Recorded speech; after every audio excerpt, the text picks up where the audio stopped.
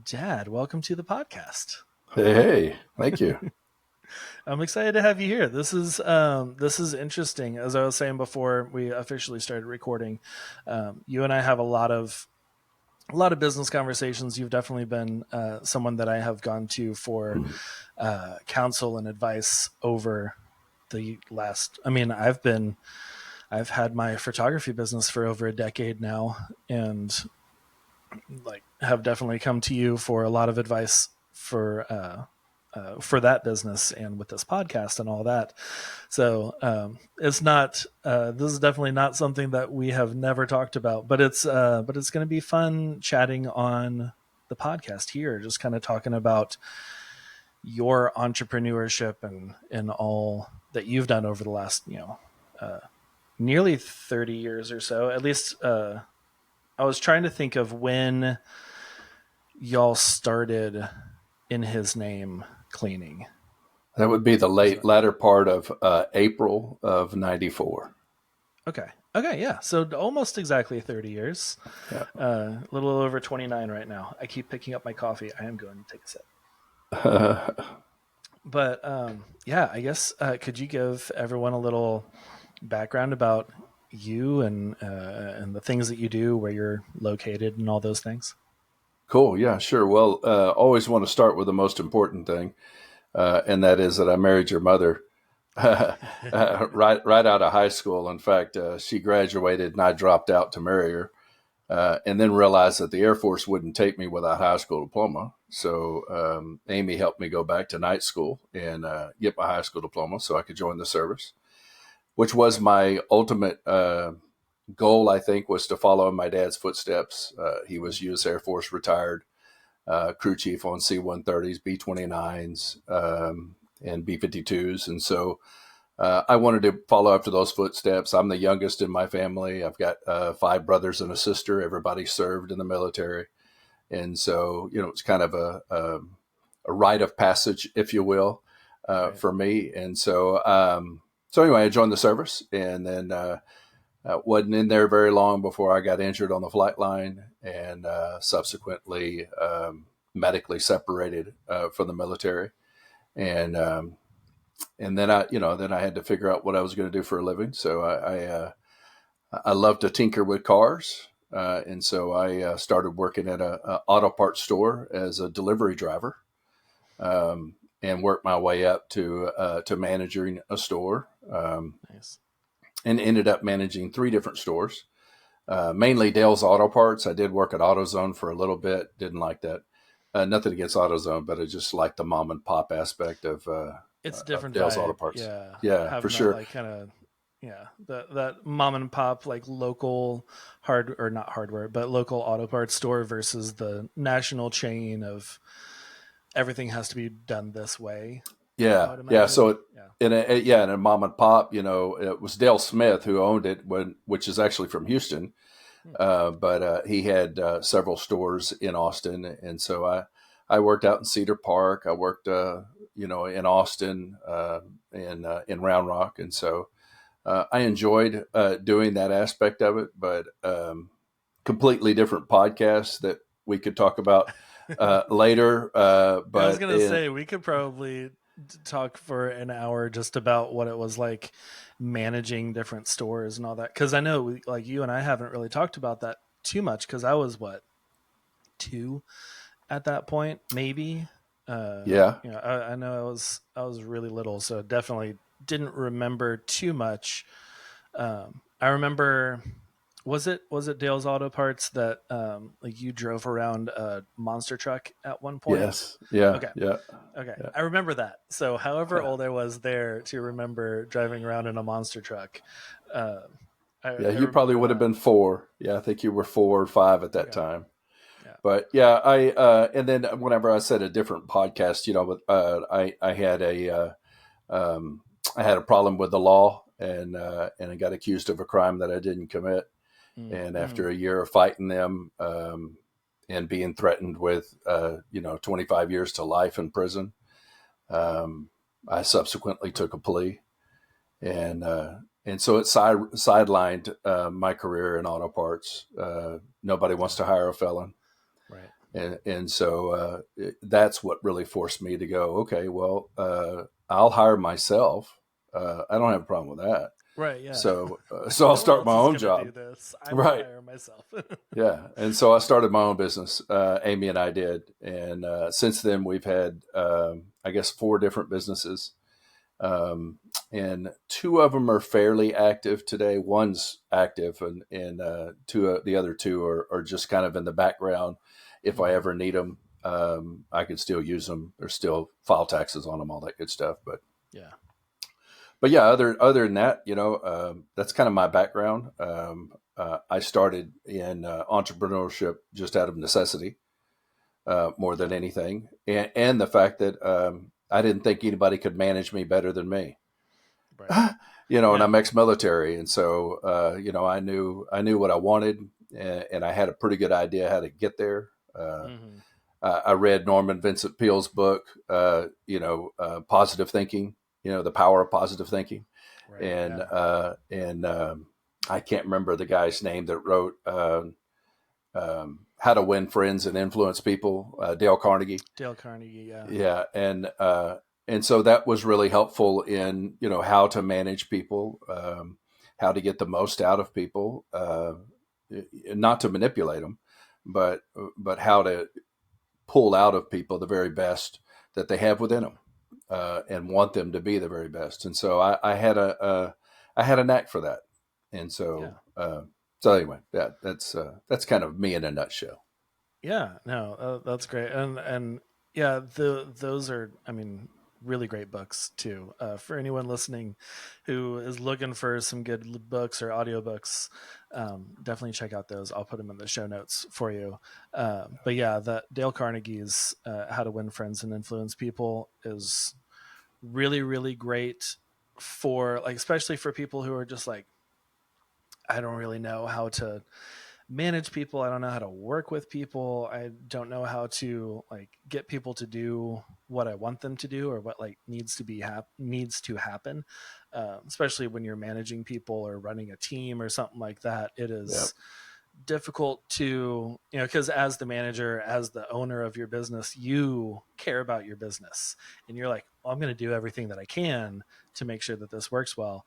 And the people that you hire, your team, most of the time don't feel as passionately about your business as you do. They're like, yeah, yeah, I'll show up and I'll do what I need to do, but I'm also out of here. I'm not thinking about this Right. afterwards. Because I remember when I had a 9 to 5 job, I did not think about inspecting, uh, precision sheet metal at 8 p.m. on a Wednesday. I was not just like, oh, but what about if I use this tool and have a better, tolerance or whatever? I'm like, didn't think about it till the next 8 a.m. when I got back into the job. Right. Well, So, but at the same time, when you were in the job, mhm, everybody knew how meticulous you were in detail, yeah, and you did your job to the nth degree, and that's what people are looking for in no, an exactly. employee, is somebody who's willing to care at least while you're there. Yes. Rather Yeah. than, maybe I don't care about you at 9 o'clock at night, but Uh huh. when I'm there at 0800, I'm thinking about my job and how can I be the best I can for my company. So yeah, Exactly. it's good Yeah. stuff. Like, you have your own position in the business, and you're going to, you need to do that to the best that you can. Yeah. And, but yeah, that influencing people, and like you said, not in a manipulative way. I think there's a line there that a lot of people, like, whenever you talk about influencing and all of that, it kind of, people jump to, oh, like, you're persuading them or manipulating them to do something that they don't want to do, but rather it's like influencing them to do the things that need to be done, or that they should do, or that, uh, helping them find their way, just kind of like guiding them, Yeah. like a Yoda character, like guiding Skywalker to where he needed to go to learn all the Jedi things, instead of like manipulating him to figure out all of that. Um, Yeah. but Well, yeah. real quick, just to finish answering your question. Yes. Now, Amy and I, your mom and I, are in Beaumont area. We're actually in Anahuac, Texas, which is 2 blocks off of Trinity Bay, which is the northern part of the Galveston Bay. And our goal whenever we moved was that we wanted to be close to our pastor, which we came to know the Lord under in 1994, May 29th, 1994. And he's in Beaumont. And so we wanted to be at least an hour away from there Mm-hmm. and 15 minutes from water. So I don't know where my priorities lied there, but but I wanted to be near fishing, and Mom and I found this amazing little house, and so we're very happy where we're at, and so that's where we're at now. We're in the Beaumont, Southeast Texas area. Cool. Yeah. Definitely, if you're going to be going to the water and fishing more often than Sunday mornings. So, yeah, it makes sense to be Right, closer to the water. definitely more often. Yeah. Yeah, definitely more often. But yeah, so like I don't know, just kind of thinking back over the last 29 years and the all the different businesses that y'all have started and all of that, has there been something, a piece of advice or a lesson that you've learned that just like changed the way that you look at business or life in general? Well, I mean, your dad, so life in general is going to have to be my relationship with the Lord. Mm-hmm. A lot of people will say that they know Christ as their Savior, but don't understand what it means for Him to be Lord. Yeah. And when He's Lord of your life, then everything that you do filters through Him, and filters through your desire to point people to Him and to His love, and so that also filters into your company. And Mm-hmm. I made you listen to multiple cassette tapes and CDs when you were in the car with me, held captive by Dad's car. I remember And listening to a lot of John Maxwell back I in the was just day. fixing to say, John Maxwell. He has 5 things I know about people, Mm-hmm. and one of the things I absolutely held on to that he said was that everybody wants to be loved, everybody wants to be affirmed, everybody wants to be well thought of. And Mm-hmm. so in business, whether it's my client or whether it's my employees, I know that they want to be well thought of. I know that they want to be important, and I want them to feel that importance from me. And Yeah. so, one of the things that I've always tried to do is I try to think of in myself, what is it that if I was in this relationship, and let's say I'm a 27-year-old meeting a 57, I'm 57 next month. Mm-hmm. And I'm a 27-year-old meeting a 57-year-old, how would I want that 57-year-old to treat me? So Yeah. I would want him to have respect for me, even though I'm 27, Mm-hmm. encourage me in what I might be able to do, affirm me in what I'm already doing. And then the opposite, if I'm 27 meeting a 57-year-old, then I want to be able to acknowledge the fact that he's my elder, praise him for the work that he does, thank him for all that he's done for me, whether it's in my business or in mentorship. And so I don't know, my businesses have not really been something that I focused on as far as marketing. Although you have to focus on marketing and Yeah. how are you going to get At your business least out there? some point, some Yeah, percentage. Yeah. but the But but the yeah. biggest way to market a company, in my opinion, is word of mouth. Mm-hmm. And that if my clients love me, then they're more likely to tell somebody else about me and my service whenever they hear that they need my type Yeah. of service, whether it be my business consulting or whether it would be my janitorial service or Amy's bakery. No matter what it might be, we want to be able to pre- treat people in such a way that they'll remember us over everybody else because of the way we've treated them, how we've cared about their needs and their desires. And we weren't out to make a killing, we were out to make a living. Yeah. And there's a big Yeah. difference in that. There is a big People can see difference in it. that. Oh yeah. Yeah. Yeah. And they feel that whenever they talk to you and whenever they interact with your business. If you're out there just trying to make as much as you can and penny pinch, cutting corners and everything on the back end so you can take a higher profit, they feel that, Yeah. and they feel like they're more of just a number than a person. Absolutely. And Yeah. yeah, and like you said, making sure that they feel like they are cared for, that they're loved, that they're seen as a person goes a huge way, especially for, I mean, one, just their client experience, just them interacting with you, and you may not get any residual referrals or anything from them. And there are plenty of people that I've worked with that I haven't had any referrals. There's Right. others that have sent, 5 or 6 weddings my way of just like, John was amazing, so great to Yeah. work with. We felt taken care of. He saw us and our personalities and had those through the photos. So you have to work with him. Yeah. And that kind of thing was not where I'm like asking them to do that, but where, if you show, there's a Maya Angelou quote that I love. That's, um, and I always forget it. I, I love it, but it's always hard to remember the order. But it's, people won't remember what you did. They won't remember what you said, but they will always remember how you made them feel. Oh, right. That's good. And that like ties in exactly with what you're talking about, kind of that golden rule of, what is it in Matthew, the golden Right. rule where, do unto others as you would have them do unto you. Just like you were Yes. saying, putting yourself in someone else's shoes, like as that, putting yourself in the shoes of the 27-year-old meeting you, Yeah. and like, how would you want to be, uh, addressed, and all of that. And as a business owner, putting yourself in the shoes of your clients and, in your target, demographic is really big, because you can see like, oh yeah, these are some pain points that they have, and these are some things that they probably would want addressed. And if they're, especially like for me as a wedding photographer, like people are often, one of the things that they talk about most often is feeling, they don't want to feel awkward in the photos. They're like, I'm not a professional model. I don't want to be posed out here and feel weird. Right.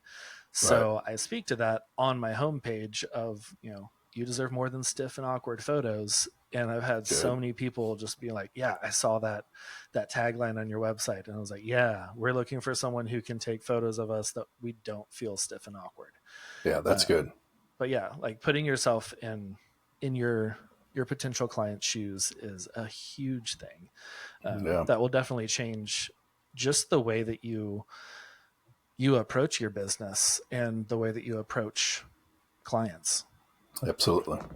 But yeah, okay. So I know we were, uh, we talked about like Dale's Auto Parts and managing and everything. Did you ever have to like run ads, or like, were you more of like the manager of the people themselves, or, um, like, marketing and all of that as well? Well, I think the job title was simply just to manage the store, Okay. which would be managing the people. But I never did that. I took it to the maximum that they would allow me to do. To the point of Mom and I actually built planter boxes and put them outside the store with flowers in them. Okay, now that's not a manager job. That's That's corporate. no. Yeah. But whenever corporate saw it, they were like, "Oh, I love this. This is amazing." Window displays, I did that, and they did allow me to do in-store promotions, and so not necessarily advertised, but if you came Mm. in and you got, an alternator, maybe you got half off the belt, which would encourage you to go ahead and get a belt because anytime you do an alternator, you should always get a belt, Right. and then save your old belt in the trunk in case you ever need it. Just a hit of advice. Yeah. Just a little extra tip there. A little extra tip there. But yeah, so really more than anything, it was staging the store, making it user friendly, having pick up items that near the cash register, things that you normally wouldn't think of, but when you're walking up here, you're like, oh well, I am getting brake pads. Maybe I should get some of this non-squeak for my brake pads. Oh, here it is Yeah. right here. So those kinds of things, but always had that same AutoZone mentality, which was stop, drop, 30, 30.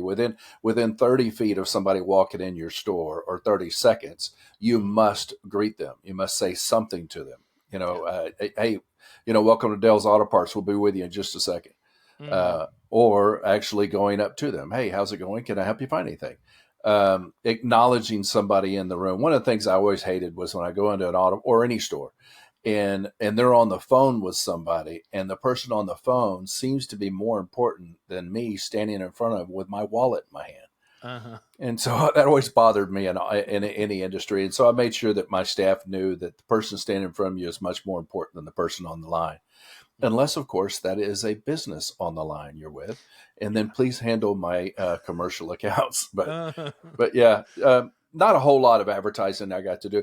Got to do some market analysis, which I thought was really fun to do, mm-hmm. calling other stores, A-Line, which was in Austin, Vans Auto Parts, and some others, which were kind of mom and pops there in Austin, and finding out what are they selling a Chevrolet Rotor for, so that I can make sure that I'm comparable in price, and that I was able to match somebody else's deal that they might be offering in store. So somebody comes in and says, I'm looking at da da da da da. Well, normally it's XYZ, but I do know that Vans is offering it today for 10% off. And so I'm willing to match that if you'd like to go ahead and pick it up today.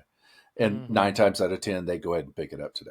Yeah. So, knowing what your competitor's doing, trying to match what your competitor's doing or better. And then the service that you have just draws people closer to you.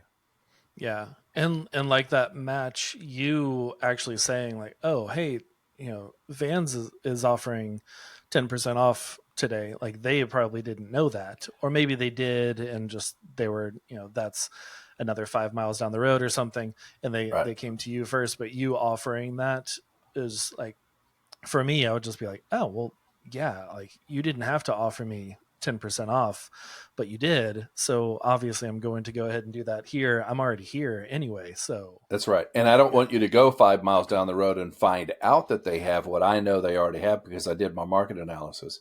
right. And so because I know they have that, I want to make sure that I offer it before you leave my door Mm-hmm. because I want your wallet open before you leave. Yeah. Yeah. Oh, It's yeah. the way it goes. Yeah. Yeah. And like there's something a little different between, for anyone who's listening who's like, in more of like the service industry, there is also that comparison of you definitely want to check out your market analysis, because like I have photographer friends in New York, and the average wedding up there is not the same price as the average wedding Right. here in For Texas, sure. Yeah. because the cost of living is much more expensive up there, so everything is higher, and and talking to them, making $100,000 a year in New York is just a step above like homelessness. Is like you can Yes. hardly find a place to live, uh, and $100,000 here is just like, well, this is great. I can go buy myself a house, and like you can, you're much more comfortable. So like that kind of market analysis, looking around and seeing what other people, I just did this recently because it has been probably 5 years or so since I had really looked at the market around here, and it has definitely increased over the last 5 years, as it should. Everything Sure. grows, Everything's and increased. Yeah. yeah, and that's it's smart to do no matter what your business is look around, and not necessarily look around and see like, oh, they're charging 1,200 for all day wedding photography coverage, so I'm going to charge 1,000, and then running yourself into the ground and being overwhelmed and overrun with work because you're not charging enough for the value that you're providing, because they may Yes. be, I have worked with other photographers before where they literally just show up and take photos and just throw a preset on it and give it back within a week, and they're just like, here you go. And Yeah. there wasn't a lot. I second shot for someone, and was asking about the couple because I always like to know a little bit about them. I was like, what are their names? And he was like, um I know her Huh. name. I'm not really sure what his name is. And I was like, It's hilarious. oh, okay, That's this is very scary. different than how I work. Yeah. And yeah, but yeah, having that market analysis of knowing what the people around you are doing, what they're offering, and uh, and being around there. Yeah. Because if you're in a market where the average photographer is $2,000 and most people are around $2,000 to $3,000, and then you come in charging eight because that's what the average was where you used to be, or what where you want to photograph at, you're not going to have nearly as much business uh, as being around where everyone else is. And you're in your industry, do a lot of people have their pricing on their website? Um, somewhat. A lot of people have a starting price on their Yeah. website of like packages start at 2,500 or whatever, which I'm not a big fan of because that anchors the price at the lowest. So whenever your client is coming to you and they see on your website, it's like, oh, packages start at 2,500. That 2,500 is already imprinted in their mind. So whenever they talk to you or whenever they get your pricing sheet, and then you have, the package that fits their wedding and it's $5,500, Right. they're like, oh man, that's way more than I was expecting to pay. So it's, I'm a fan of just being upfront and have everything on there, or at least like a link to something where they can download a pricing guide or something like that. But yeah, most people just have a starting price, or a lot of people have the um, fill out my contact form to get prices. Right. Yeah. And not a lot of people are going to do not well. I'd say not a lot, but I would imagine the majority of people will not fill out that to get your Yes. pricing. Oh Yeah. yeah, yeah. You As know it's when one more barrier of entry. you know And when you I think around the time that you first got started, mhm. mom and I started helping a couple who owned a wedding venue in Taylor, Texas, called the Taylor Yeah. Mansion, and when we started helping them with that, we didn't really have any pricing online, and I was kind of against the idea of putting the pricing online. But as Mhm. I started looking at the market and analyzing some of the other venues, they did kind of have their packages online, and then at the end of each one, there were you can take away from or add to each of these packages to be able to get to fine tune your budget. Yeah. And so yeah, I'm all for at least putting a tickler out there for Yes. what you do. And one last thing about market analysis is that I always used mom as my market analysis person Uh huh. because I didn't want a phone call coming from my business line to another auto parts store or Right. to another janitorial company or whatever the case might be. And they're like, I see who you are, dude. You know, I've got caller ID. So I'd use mom, and she was always good at being able to ask the questions that were necessary to get the results I was looking for. Anyway, Nice. Yeah. Yeah. That way you're not like going and filling out other people's contact forms with your business email. And they're like, this says uh, photography in the email. that's So funny. I don't think so. Say, John, I know you. Yeah. I know who you are. That's funny. Just send me a text like, is this you? Did you do this? But yeah, no, I think it's good to have an idea of where people are around you, and not so that you can undercut them and be, bottom of the market, because when um, when you do that, everyone, you're going to get all of the price shoppers, the tire kickers, the people Yep. that are just looking for the cheapest deal, and they're going to treat you like the cheapest deal, because that's what they're looking for.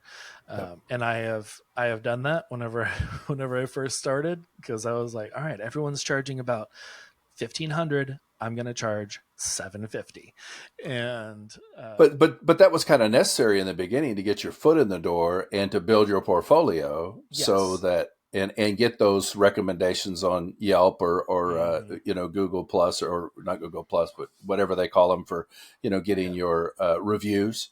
Hmm. Yeah. So And I Yes, think I was the one who was telling you, "Hey, let's lower your price a little bit so that oh we can yeah, get our foot in the door," because I knew the especially quality of work that you do. right. So I knew that if once you get your foot in somebody's door and get enough, clients underneath your belt, you can raise your Mm. price and people will pay it.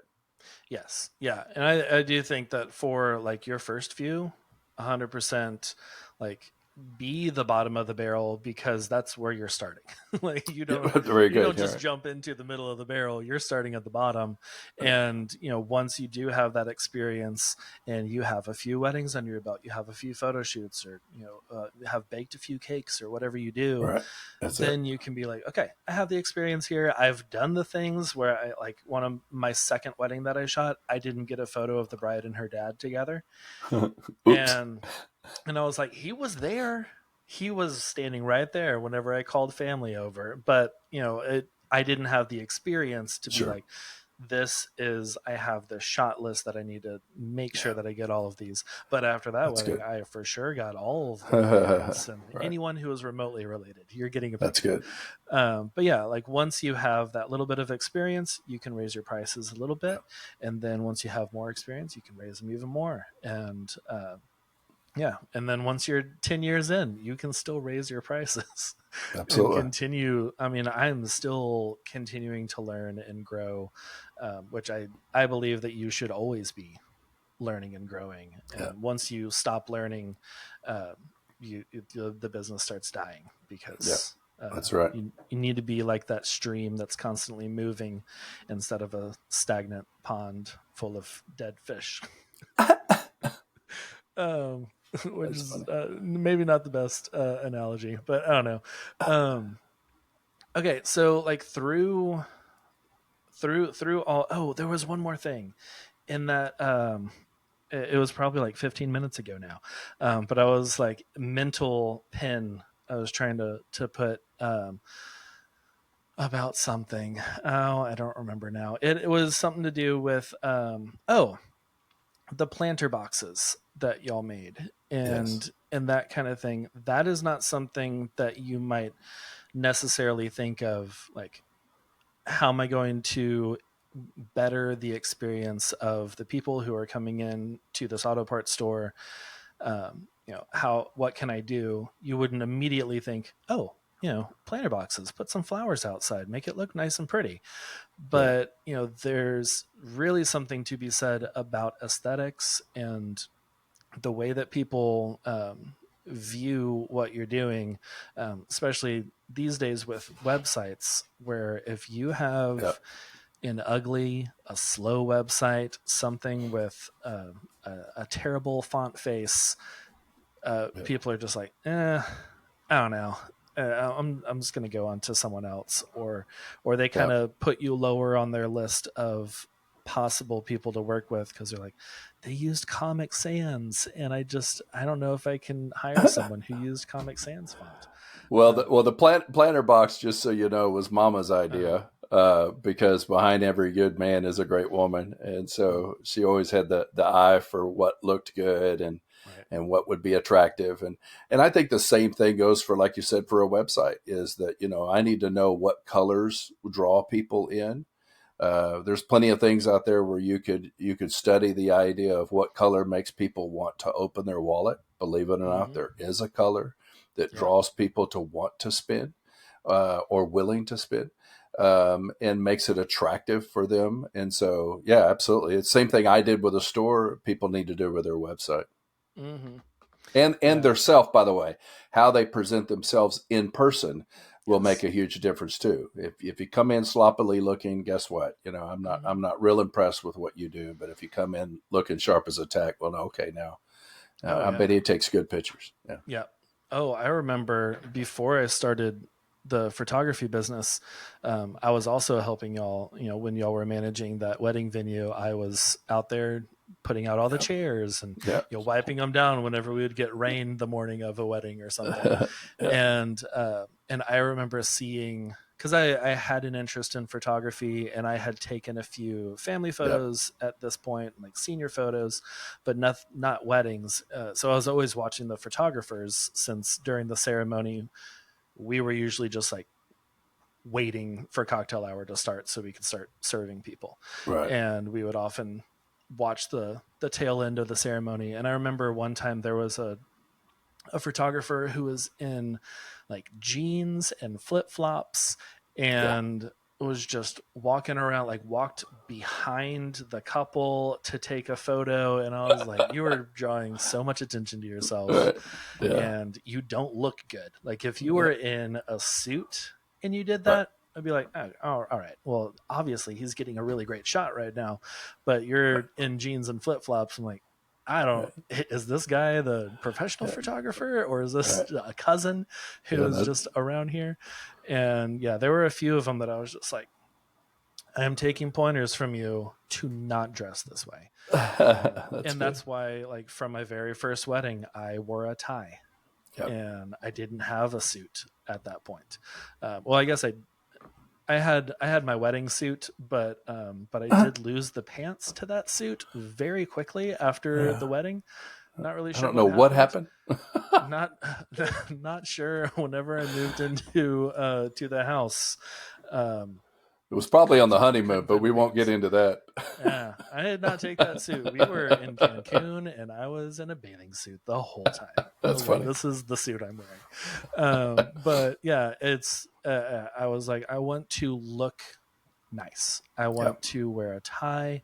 I want to present myself in a way that you feel comfortable with giving me thousands of dollars.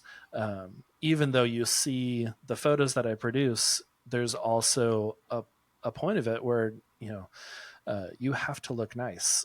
Yep. You're not going to book luxury weddings if you're showing up in a polo and some khakis. Right. They're going to want you to look in place, like you're There you supposed to go. be there. That's right. Yeah. That's good. So yeah, I think that's great advice. Has there been anything else that has helped you like push forward? Other than the referrals and really elevating that client experience. Has there been anything else that's helped kind of grow, like when you needed to grow any of the businesses to help get other jobs or anything like that? Uh, Other than realizing that you're going to get a lot of no's before you'll get a yes. Mm. And so sometimes you just, especially in our janitorial business, Oh sometimes you yeah. just have to beat the pavement, and get out there and try to get a job, and Mm-hmm. realize that for every no you get, there's a yes coming right around the corner. Yeah. And so thank you for saying no, because that puts me one step closer to my yes. Mm-hmm. And sometimes it's hard to keep that attitude, but Especially when it's it, like the 10th or 11th no in a row, and you're like, I just need a yes. I just want someone to say yes. yeah, yeah. I have a story about that, but I won't tell it because it's not good in business. But let's just suffice it to say that I made it very clear that the person should have hired me, Okay. and I showed him what his dirty place looked like. But Ooh. not good. But yeah, I think more than anything, that was really it. Was just realizing that you gotta keep at it, Yeah. and a no doesn't mean that you're bad. It Mm-hmm. just means no for them, and Mm-hmm. and there is a yes coming right around the corner. Yeah. That identifying, like taking that no personally, Yeah, um, that I know I did early on because I sure, also would pride myself of like every single person who's ever met up with me in person has booked, and I did that for probably 2 years, which was only like maybe 12, 14 couples who booked me. But I remember that first time that I met up with someone and then they said, no, we went with someone else. And I was like, what? Are how you could you do breaking up that? with me? What's going on? And like it felt like that heartache That's of funny. Yeah, how could they say no? We were such a good fit. And yeah, like learning not to take that personally is very difficult, uh, especially when you do get no's over and over again. sure, But putting yourself back out there and getting out in front of more and more people, that's one of the reasons why I am such a huge advocate for, SEO and blogging and using Yeah. keywords on social media and all of that, Yeah. because that gives you more reach so you can get more leads. And you shouldn't be booking every single person, Yeah. because sometimes I'll meet with someone and they say no, and I'm like, okay, well, that means that that weekend is still available for someone else Yeah. who will pay me. And just, it takes a lot of time and a lot of sticky notes on the mirror to remind you that that these no's are not personally Amen. directed toward you. Although I did get someone who said that they just didn't like my personality, and I was like, that's That's interesting, weird. and we are Yeah. definitely not a good fit. So I do Right. not want to I do not want to be around you for 10 hours on the wedding day. But no, I That's think funny. that's a really good thing to keep in mind as you're moving forward in your business and growing. No matter where you are in your business, I get a ton of no's now because I get a lot more inquiries. I get hundreds of inquiries a year versus the like maybe 30 or so that I was getting 5 years ago. Right. And there's a lot more no's, and that's okay because the yeses will come around Yeah. eventually. Yeah. So, For okay. sure. Well, this has been great. Is there any other advice or anything that you had planned to share or anything? I feel like this we got so much just out of what we've already talked about. And we've already been here too long, huh? Gosh, I have I two know we're pages like of 40 notes. minutes in here. No, I will tell you, and I think you might remember this, but every time I had a client, a possible client, Hmm. I would write their name on a pad and I Hmm. would stick it in my Bible at Deuteronomy 8:18 because Yeah. it's God who gives me the ability to make wealth.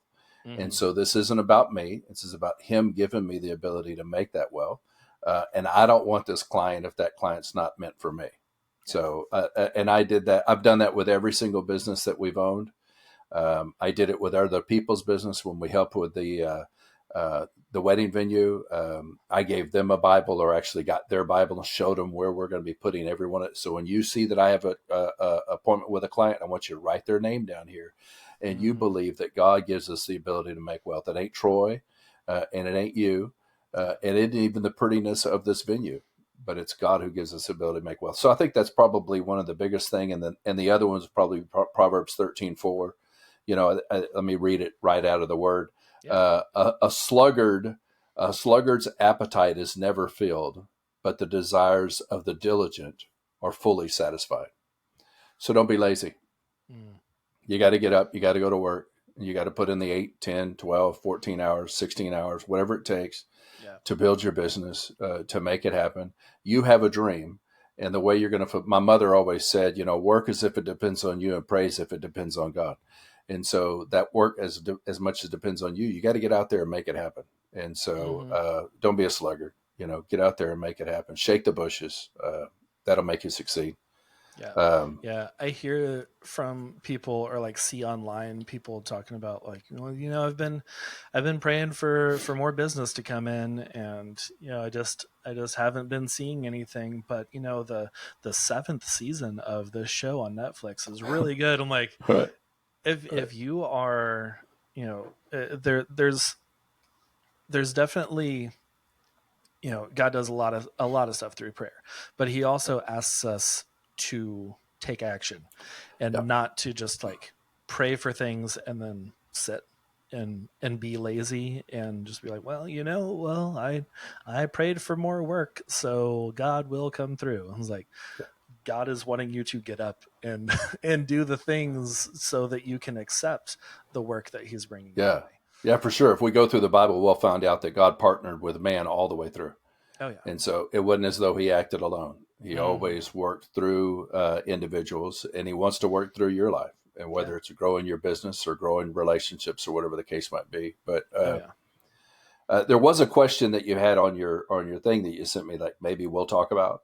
Oh And yeah. so I'm going to answer the question if that's Let's okay do with it. you, We because you have no talked. time limit. Yeah, this Oh, is that's good. You could always yeah. edit it and make it a two part. Yeah. There we go. Tune But back next week. same bat time, same bat channel for those of you who are old enough. Um, you had asked if there's anything new going on in our life. Yeah. And Mom and I are in the process of getting our counseling degree or Nice. certification for Yeah. Christian counseling with really a drive toward addiction. Mm-hmm. And so we've been working with a place called the Dream Center of Southeast Texas, which is a place run by Mike and Velma Connor. Good folk out there. And I think right now we have maybe 18, 19 men, maybe 5 or 6 women that are out there. It's a year-long program, faith-based, free for anybody to go to. And so it doesn't cost you a dime. And it's a safe place for people to get off of drugs and get a new avenue of life. And so, at this stage of our life, we want to give more, much more than we've taken, Right. and so that's really our goal is to give back. I'm also working with legislation reform because I was forced into a plea back 25 years ago, 20 whatever it was years ago. I Mm-hmm. I'm really working hard with trying to change legislation. There are 10 states, including Puerto Rico, 104 million of us that live in a state where a prosecutor can lie about evidence that he has against you. He can hide exculpatory evidence. So I have a video that it's a black guy on the video, but I got a white guy in jail, and I don't like the white guy, so I'm putting him in jail, and I'm gonna Mm-hmm. force him into a plea. And when 96 to 97% of all felony convictions result from a plea, which means only 3 to 4% go to trial, there's a really lopsided. We're no longer a system of trials; we're a system of pleas. Yeah. And so we need to change some of the laws, and several states have done that, but Texas, Louisiana, Mississippi are really stuck in this, and we have more exonerations in Texas than I think any other state. Maybe partly because we're bigger, I don't really know, Mm-hmm. but maybe because we're a good old boy system, and we want to be tough on crime, and so we'll put anybody in jail we don't like. Right. My prosecutor said I don't give away exculpatory evidence when I think the guy's guilty, which means I'm not going to turn over anything that shows his innocence because I think he's guilty. And if he wasn't guilty of this one, he's guilty of something else. So let's put him in Mm-hmm. jail. So that It's has like, to how stop. are you even justifying this if you have that evidence that shows that he's innocent? Yeah, And then it you're make like, any but sense. I think he actually Yeah, did that. I yeah, don't he's think this innocence is yeah, or he's the probably guilty evidence. of something. So let's go ahead Yeah. and put him in jail. Kind of Mm-hmm. attitude. Yeah, Yeah. If and he ended up around here and someone's accusing of something, he probably did something. So might yeah, as well throw him in there. yeah. And Yeah. so I was talking to my physical therapist yesterday. I go to water therapy because of my injury of my back and my legs. And so Mm-hmm. long story, but I was talking to her about something that I've been working on and really diving into is that um, I talk to a lot of these guys out of the Dream Center, and some of them are older, in their 60s. Some of them are 40s, and they feel like maybe they've just ruined their life. They've done a lot of drugs. They've pushed away family. They pushed away loved ones, Yeah. and they don't have value in their life, and they don't see value. And that can be a real problem when you don't see that you have value. And so I'm just working on something that I want to be able to have a way of helping prove somebody that life is valuable and that you're valuable, no matter what you've gone through, no matter what you've done, no matter who you've done it to. Your life is Mm-hmm. valuable. It can have meaning, and proven a life. You've heard of the butterfly effect. Oh yeah. Yeah. Yeah. Okay. So that was I can't remember, Lorenz, I think in 1963 did his doctoral thesis on the butterfly effect, which Mm-hmm. is basically saying that a butterfly can flap his wings on the other side of the world, move molecules of air, which move other molecules of air, and could cause a storm on the other side of the world. Yeah. Uh, and everybody laughed him out of the science world until probably 1984 or so, where they went, oh, you know what? Maybe there's something to this. And now it's been proven that the butterfly effect is actually real. Um, and I was looking at a couple of stories, but really I just wanted to point that you don't. And I'm not going to get it deep in the story because I know we're time constrained, but uh, No time that constraints. We're good. Okay, well, if you're Yeah, good, I'm gonna dive in for just a go second for it. because I do Yeah. think that this is really important because even in business people, we can look at our business and say it's not growing at the rate I want it to. Hmm. I'm not making as much money as I need to make for my family or myself, and maybe I really don't have any value here.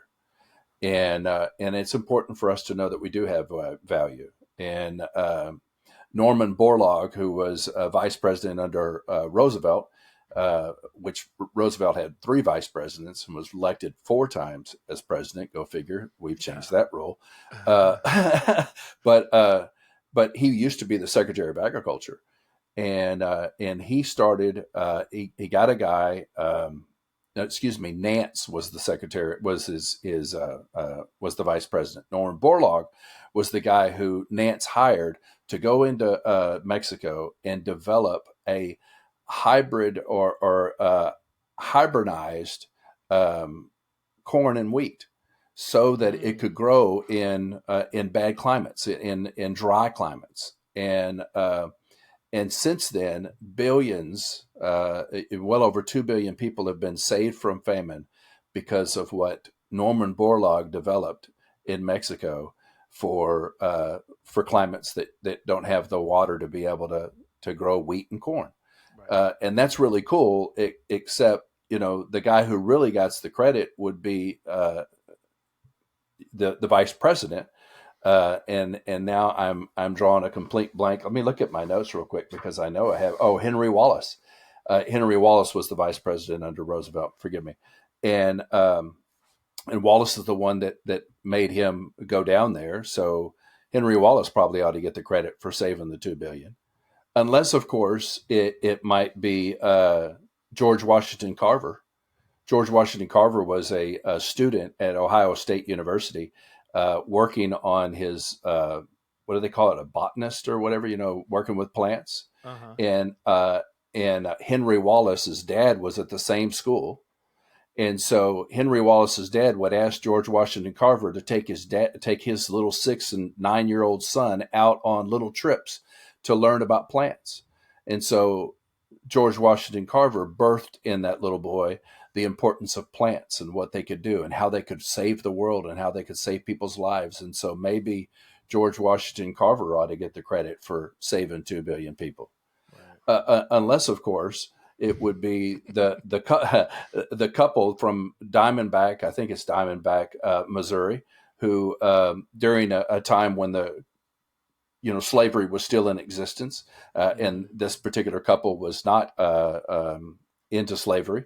And the Quantros Raiders. I don't know if you're familiar with those of history, but they just went through and burned everything and killed, and stole, and so they went into this the Carvers' home, and shot a bunch of people, killed them, and ran off with a little baby boy and her mother, or his mother, because the mother wouldn't let go of the baby boy, Right. and and the wife of Henry Carver said, or George Carver said, I am going to find out how I can get a hold of Contras Raiders because I want that little boy back. Mm. And so 2 days later, her son or her husband George rode out in somewhere in Kansas, middle of the night, and traded the only horse that they had left for what the Quantros Raiders threw to him in a gunny sack, and it was a naked little black-year-old boy, a Mm. black infant. He put the boy next to his chest. He walked him all the way back, and he promised that he would educate that child, even though then it was not legal for a black child to be able to be educated. Can you Right. imagine that? That's Yeah. ridiculous. But yet still, but the Carvers decided they were going to name that boy George Washington Carver, give him their name, and they were going to educate him. And George Washington Carver ended up being the babysitter of Henry Wallace, who called upon Norman Borlaug to create hybrid plants so that they could feed 2 billion people. So who really got the credit? The point is, it's the butterfly effect, and you Hmm. never know what you're doing that might could make a difference in life. So every day we run our business and we do our thing, but the reality is we have an opportunity to make a difference in somebody's life. Yeah. And so if we'll point people to positive, You and I always talk about pointing people to Christ. To me, that's the most important thing in life. If he's not in your life, then I want to help you introduce you to him. And if he is in your life, I want to shine a bigger, and better light on how you could be better a light for him. And so anyway, I love that idea, because I deal with a lot of guys who feel like life is over, and maybe I've ruined it, and maybe Yeah. there's not anything I can do. And my answer to them is, yeah, there's a lot you can do.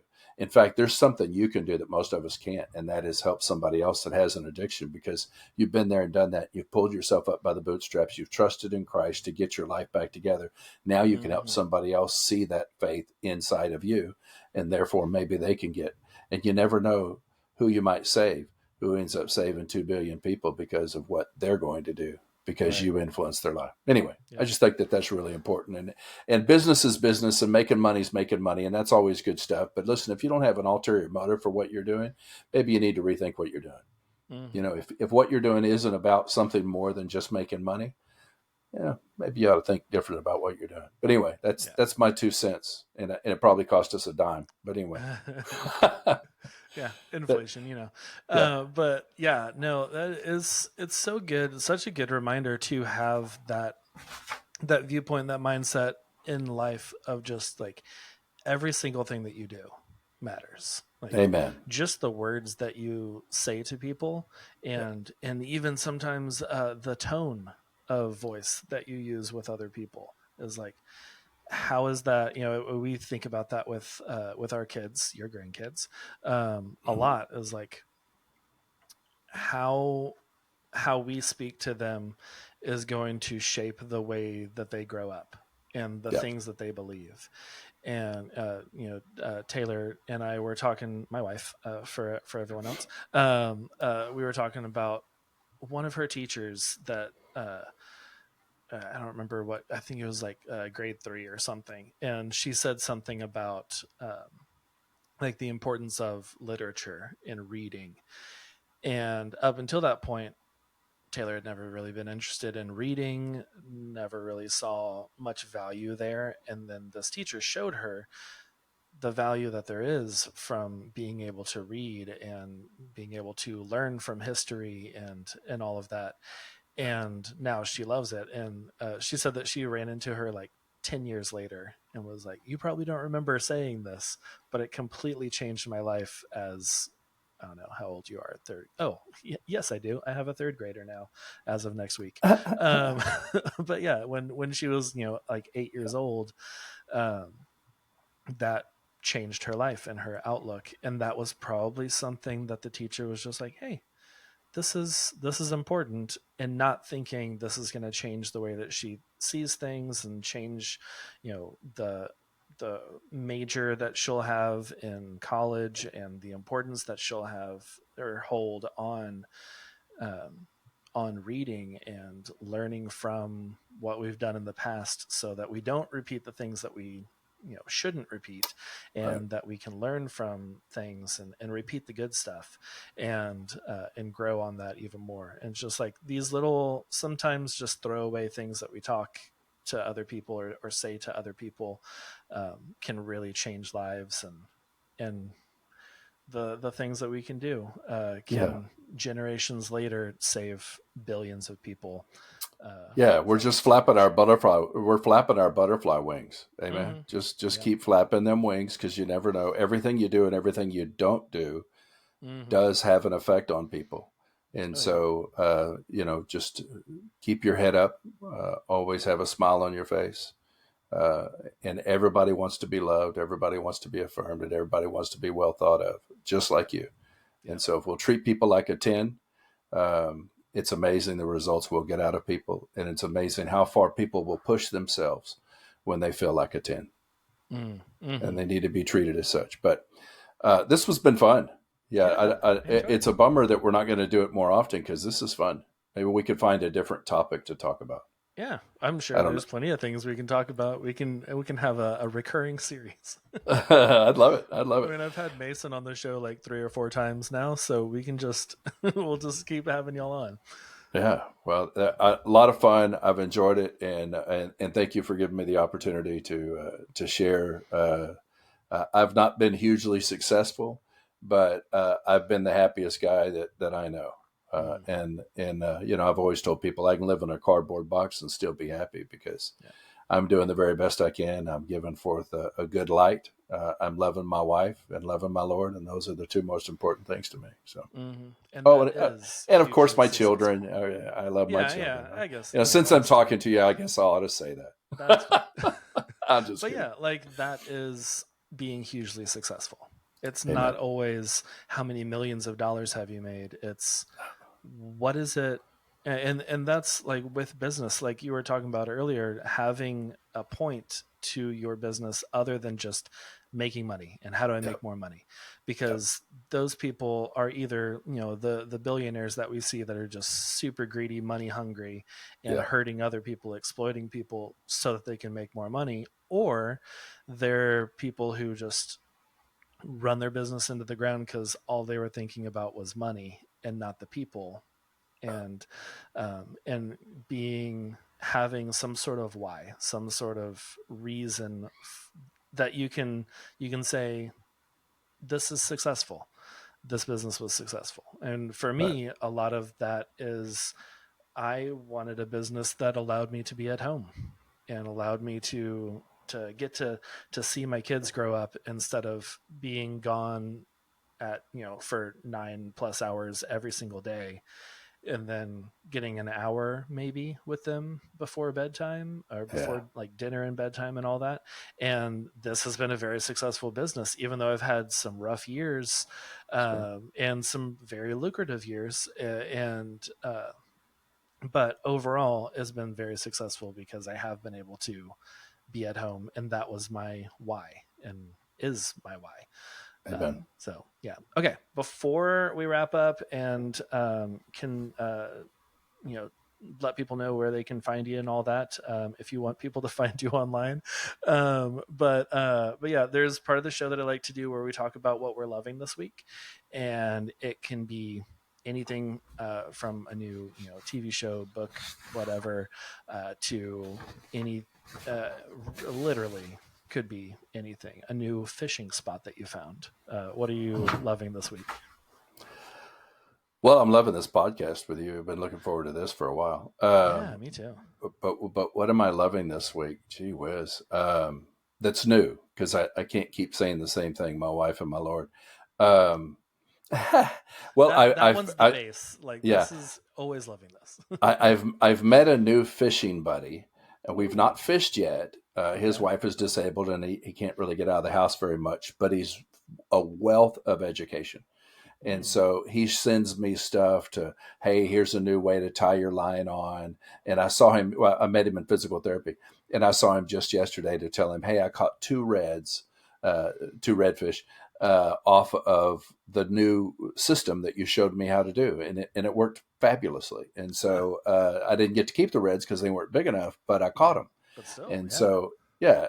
And so, yeah, I'm kind of excited about some of the new techniques he showed me. I haven't even tried some of them yet. So I'm looking forward to trying them myself and then having the grandkids and you guys out to show you, hey, look what I learned, you know? Hmm.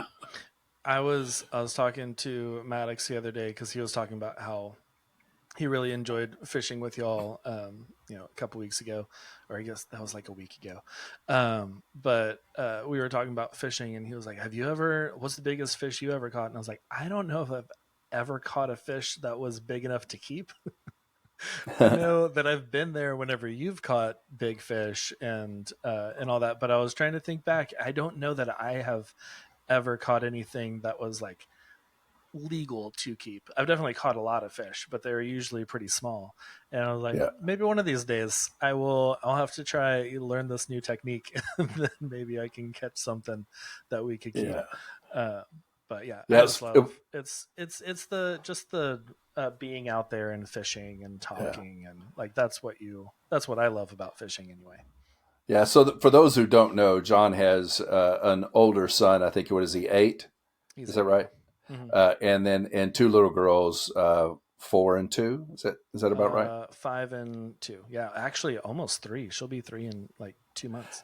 So we took them fishing, and the best part of fishing for them was me using my casting net to catch little bitty bait fish that I put in a bucket for them, and Mm. then they sat by the water, and his littlest one would take a fish out, hold it in her hands, kiss it, and then throw it back in the water.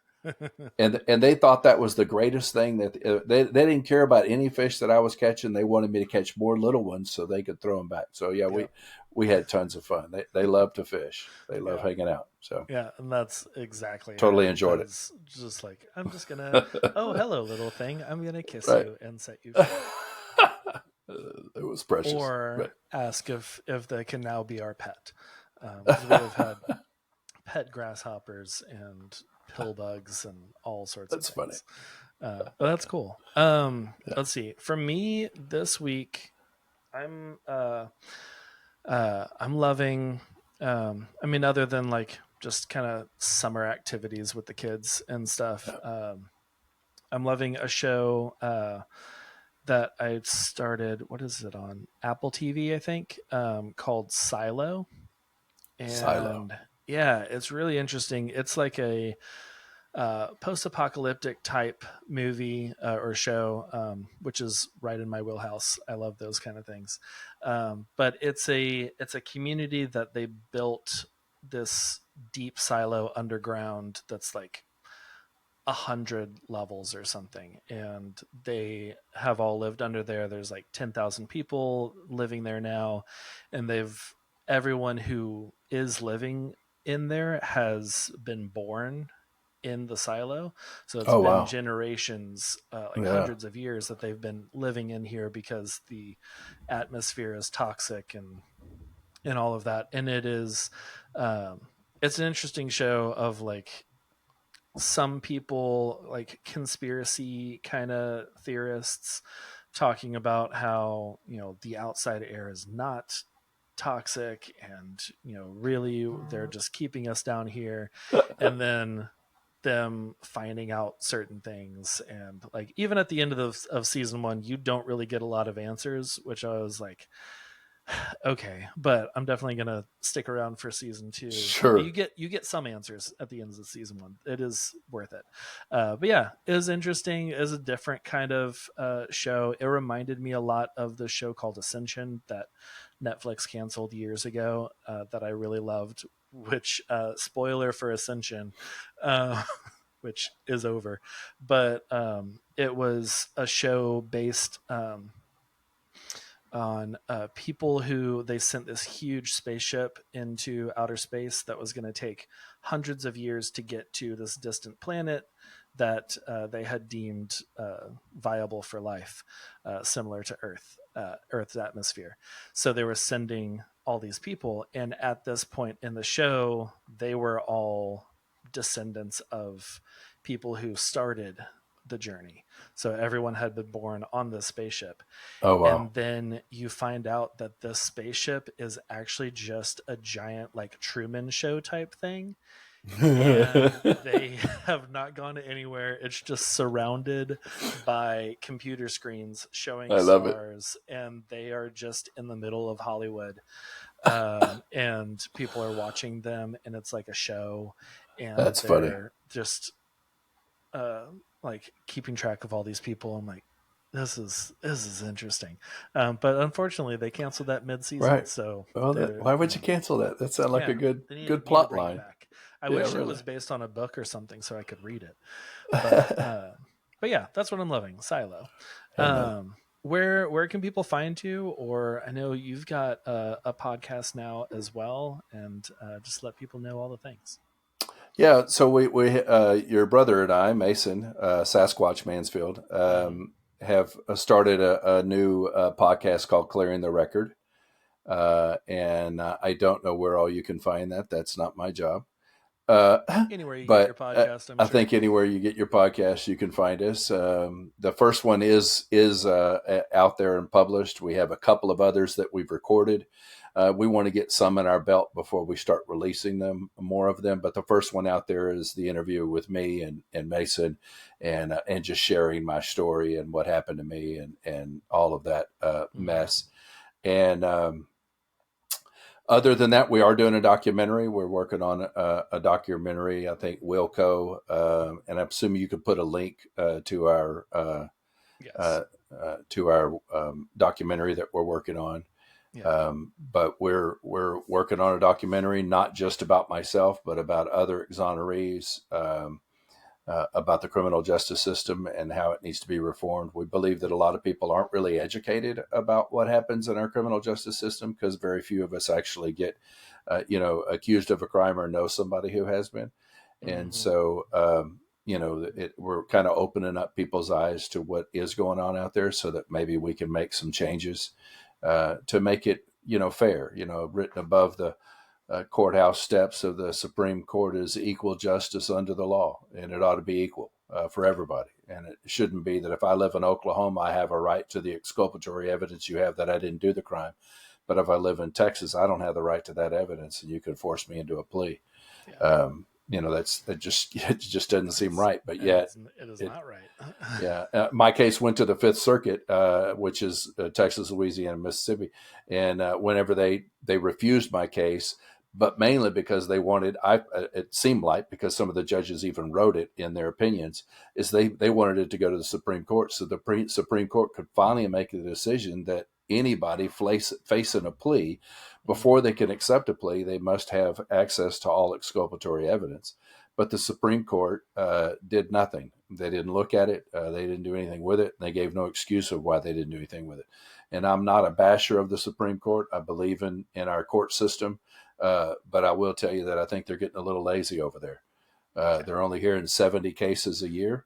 They Uh, used to hear over 120, 160, and now they're only hearing 70. And a lot of those cases are political in nature rather than hmm. dealing with the citizens like you and I every day that are struggling with stuff. We're dealing with things that, maybe 1% of us will ever have to deal with. But, I just think that, anyway, so we're going to go after it a different way, and that is through the podcast and through our documentary. Other than that, I don't know how you could get a hold of me. Yeah. Uh, Those are good places. those are good places to get a hold of me. You can always contact John if you really want to get a hold of me. He'll get you my contact information. But yeah, we're moving forward. We're trying to make some change in this world. We're Hmm. flapping our butterfly wings.